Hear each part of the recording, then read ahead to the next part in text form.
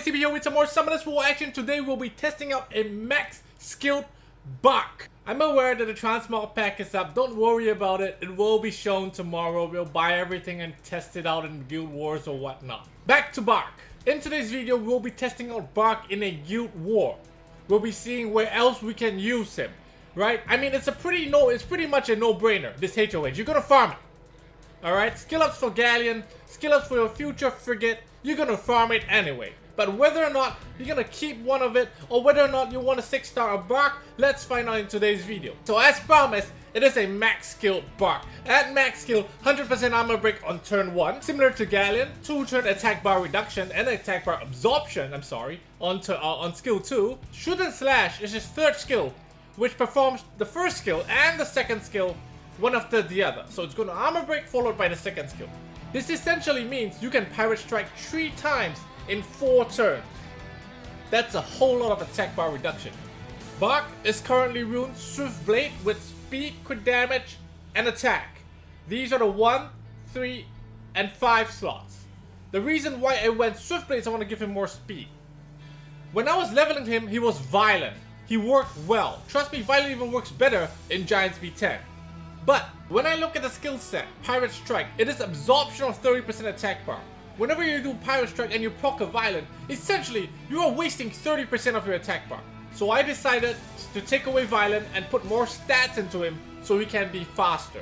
The one advantage I see about BARQUE is that he does not require armor break setup for nuke.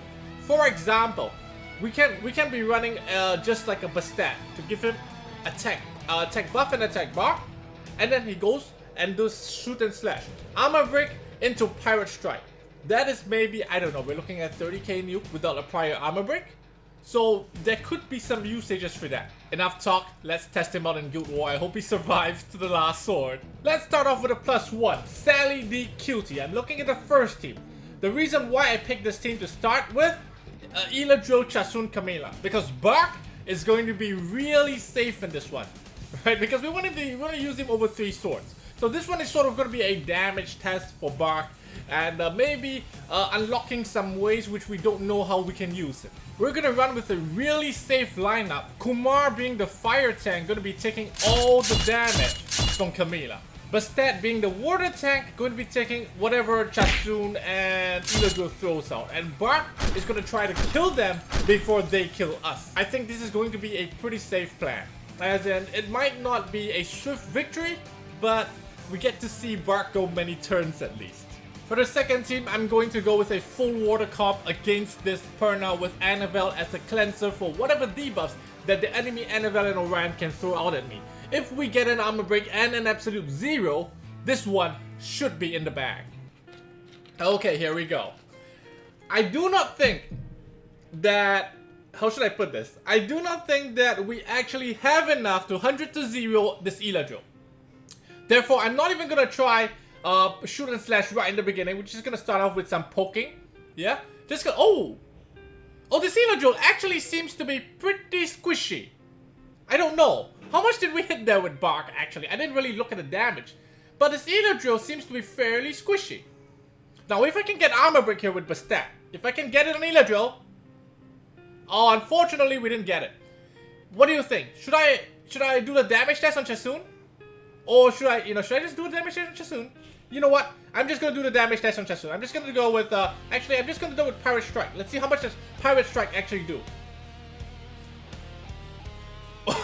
I mean, I'm not used to this, I'm sorry. Because generally when you use Pirate Strike on Galleon, your Galleon doesn't really do that much. So, 30,000. So, I'm thinking maybe this guy, remember that this BARQUE now is 194 speed. Okay, so we're looking at a BARQUE 194 speed.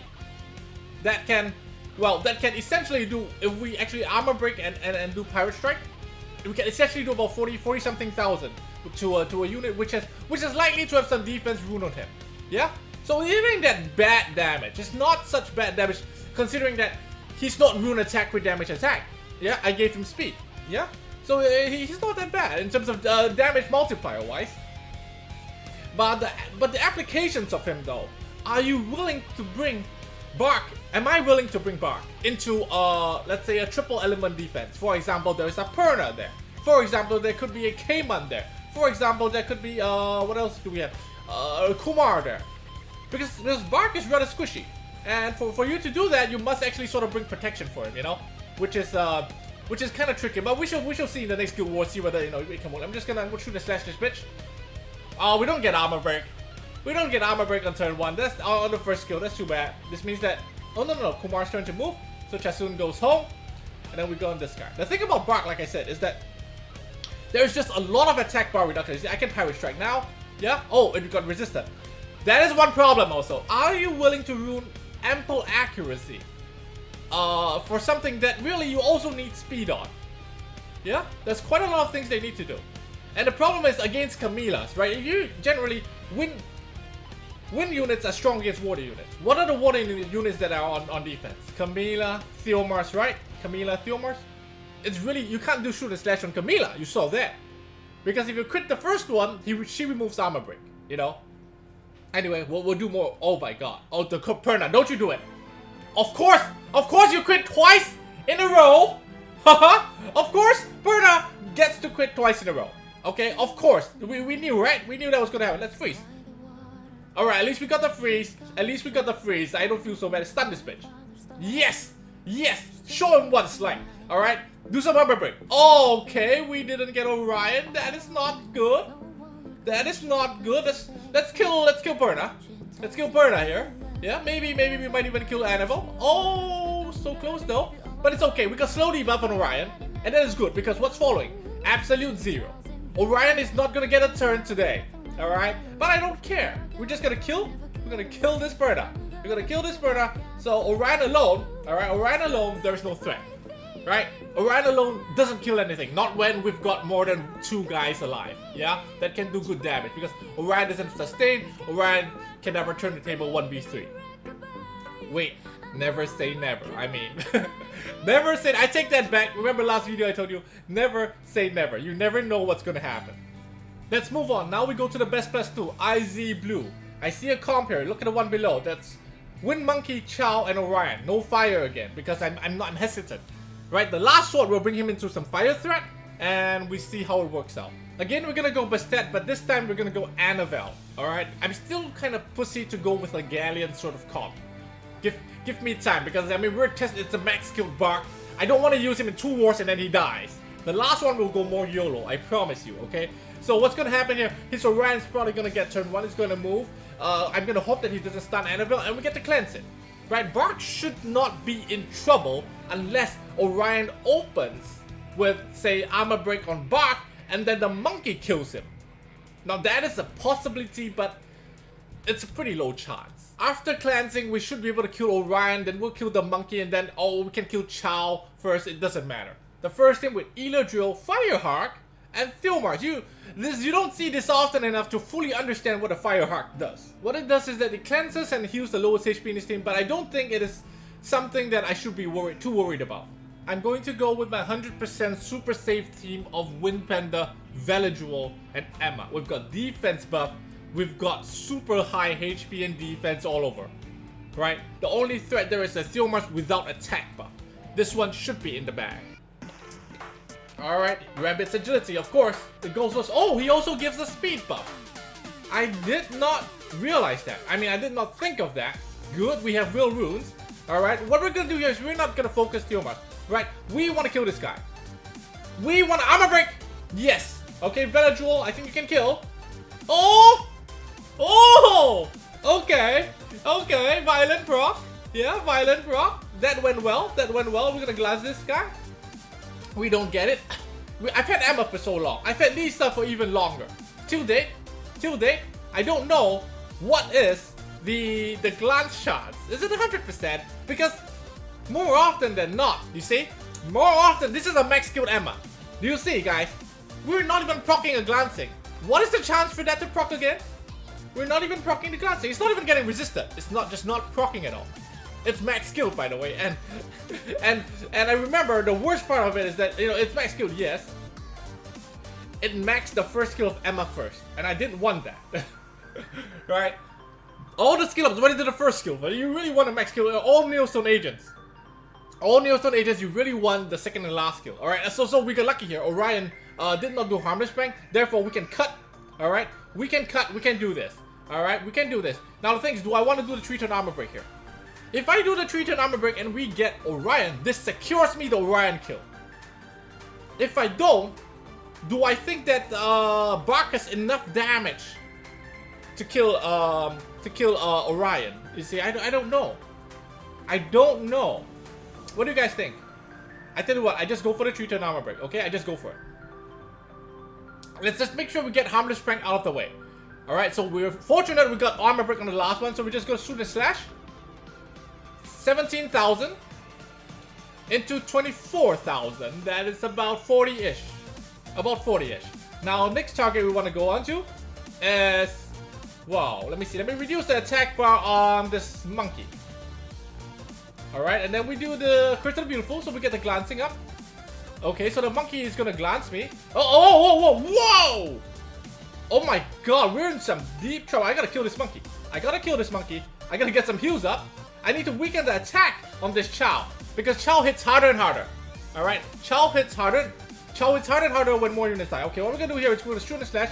Oh, we don't have attack buff though. Can we kill this monkey? Let's go. We don't get armor break, we're not killing this monkey. We needed armor break on turn 1. Yeah, we needed armor break. So what now? I need to sleep this guy. Yeah, of course, BARQUE is gonna seal the turn, because remember, attack bar absorption. You see, attack bar absorption. Yeah, we gain attack bar, he loses attack bar, we're gonna steal turns. Let's continue weakening attack on this guy. Yeah, we need to weaken attack, because if we don't, he justice, we're in trouble. Yeah, oh my god, this Chow is so resistant. It's so resistant. It's okay, I get attack bar, guys. I get attack bar, we're likely able to steal the turn. Yeah, BARQUE is gonna steal the turn. Wow, alright, student slash. Good game, motherfucker. 21,000 into 30,000. That's a 50,000 nuke on BARQUE. That Orion just now probably had a defense slot 4. Okay, so it's 50,000 nuke on a Chow. And we're not running attack leader, we're running speed crit damage attack. So that's a pretty respectable nuke. For our last fight today, I'm going to bring BARQUE into some fire threat. No, it's not the Perna one. I'm not stupid, okay? I'm not stupid, okay? It's not going to be the Perna one, it's going to be the Villager one, right? So Villager and Ritesh both potentially could kill BARQUE. Let's see how we tackle this problem. This is really risky. Double Pirate Praha.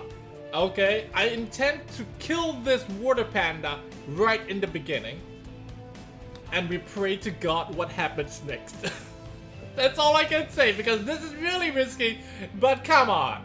I have 2 pirates, I have to use them at least once today.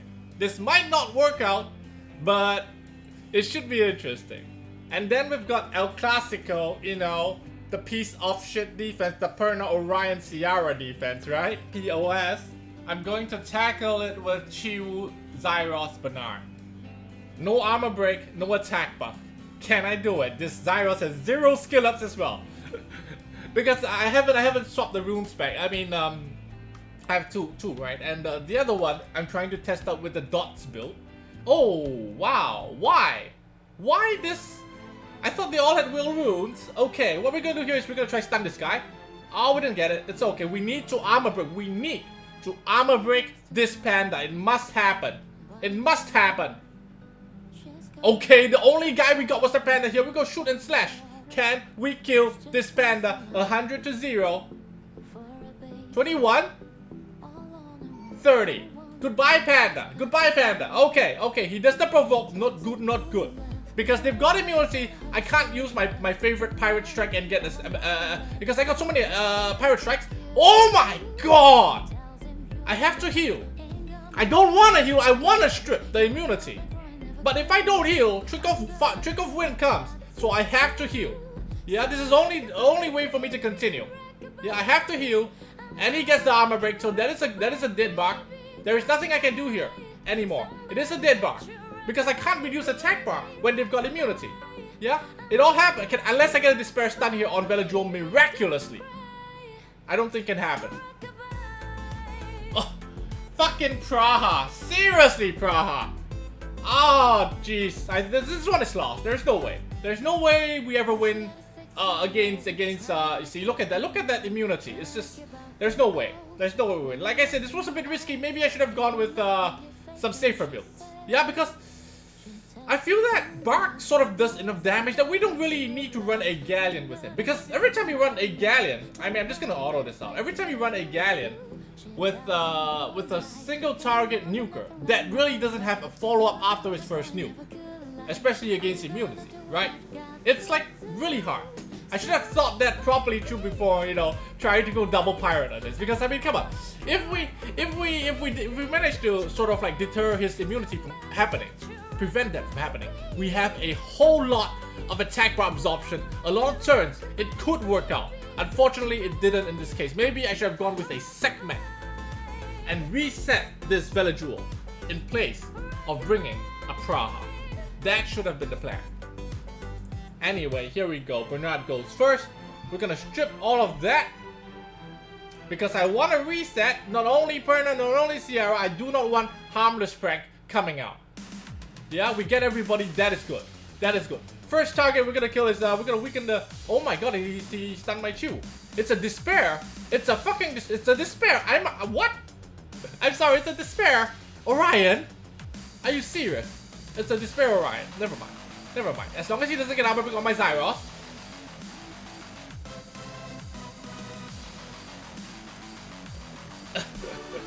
Orion Perna. Alright, Orion Perna. And he gets the despair stun again. Orion Perna versus Chiwu. Oh dear god. Versus Chiwu. Oh dear god. Oh dear god. He's not even violent. He's not even swift. He is despair. We killed the Perna. Do you believe this, guys? That this guy, this Orion guy, is very likely gonna win? Yeah? Is very likely gonna win. I don't think because even when he puts out just the crushing attack, it's eventually gonna kill my Bernard. Like, Bernard is my only damage dealer here. He's really my only damage dealer here. Right? There is a chance that this Orion wins. Right? I know earlier in the fight I said Orion is never gonna, you know, 1v3, but we never know. You know, we never know, especially if there's a 1v2 situation. If he procs an additional turn and shake this armor break, alright, he does not. Because he does not, he's dead. Because Bernard's gonna.